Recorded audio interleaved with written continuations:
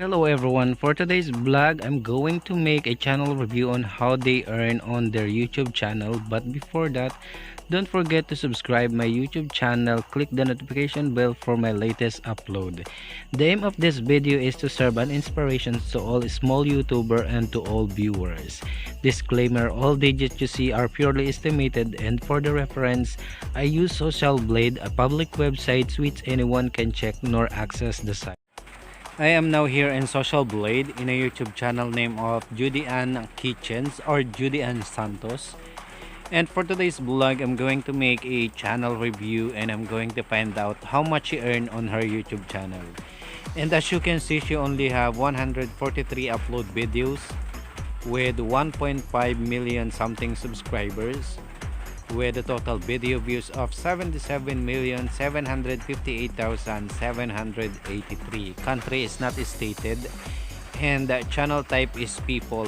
User created October 19, 2017. And total grade in a Social Blade is letter B. And a Social Blade rank of 135,926. Subscriber rank of 14,915, and video views rank of 82,995.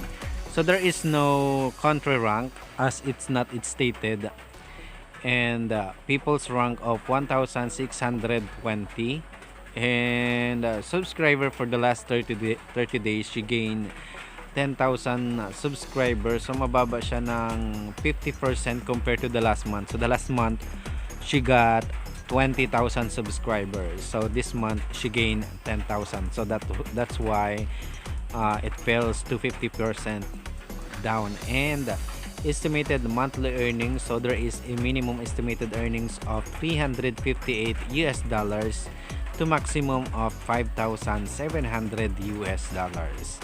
Video views for the last 30 days, so she gained 1.4 million something 1.4 million something video views. So mababa siya ng 28.8% compared to the last month.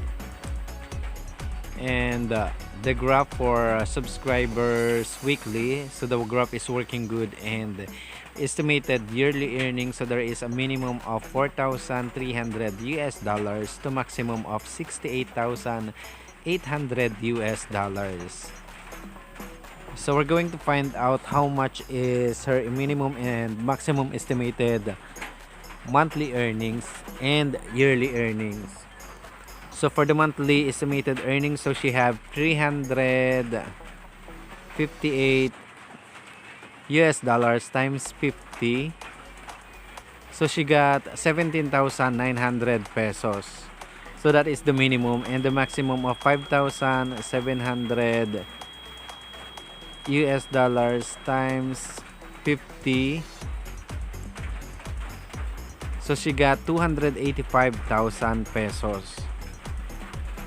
So that is the maximum estimated monthly earnings of Judy Ann's Kitchens. So for her estimated yearly earnings, so there is a minimum of $4,300 times 48 times 50. So she got 215,000 pesos.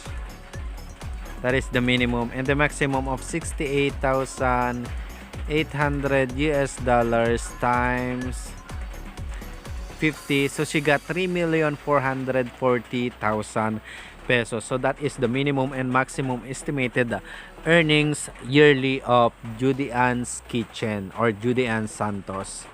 So for those who don't know, Judy Ann Santos is a celebrity here in Philippines, and that is the estimated earnings monthly and yearly. So for the next page, we're going to find out her estimated earnings, video views, and of course her daily average, weekly average, and for the last 30 days. So we're gonna go jump on her YouTube summary or statistics. So on this second page, you can see the estimated earnings, video views, and of course subscribers.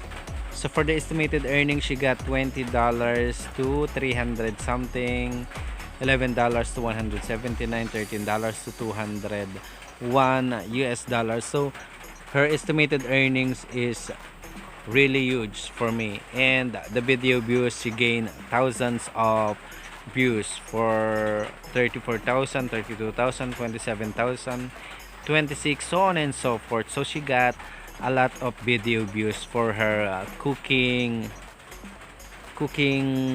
recipe, or cooking. So her content is more on cooking, so you can check out Judy Ann's kitchen. So we're now on her lower part of this page, so you can see the daily average, weekly average, and for the last 30 days. So for the daily average, she got 334 subscribers who subscribed to her YouTube channel, with 47,746 total video views, with minimum estimated earnings of $12 to maximum of 191 US dollars. So that is only for daily average. And for weekly average, she got 2,300 something subscribers who subscribed to her YouTube channel, with 334,222 total video views, with minimum estimated earnings of 84 US dollars to maximum of 1,300 US dollars. And for her last 30 days, so she gained 10,000 subscribers who subscribed to her YouTube channel, with 1,432,364 total video views, with minimum estimated earnings of 358 US dollars to maximum of 5,700 US dollars. And we already find out how much is that into pesos. So for her monthly estimated earnings, so for the third page, we're going to find out her monthly gain video views. So from June, May, April, and so on and so forth, guys. So we are now here on her monthly gain video views. So we are now in her graph. So you can see the 1,792,990 total video views. So that was June and May, 2 million, and April of 1.3 million, March of 1.8. Ayan, nag-negative yung kanyang February. And then January of 1.7 million, so on and so forth, guys. So we find out how much is or how many video views she gain every month. So hindi siya pare-parehas, magkaiba. So we're going to jump on her subscribers. So for the subscribers, she gained June of 20,000 subscribers, and then May of 20, April of 20,000 subscribers, so on and so forth. So I made this video to inspire small YouTuber and to all the viewers. And for those who are not yet connected to Judy Ann's Kitchen, please subscribe to her YouTube channel, and of course to my YouTube channel. Thank you for watching, and keep safe everyone, and God bless us all.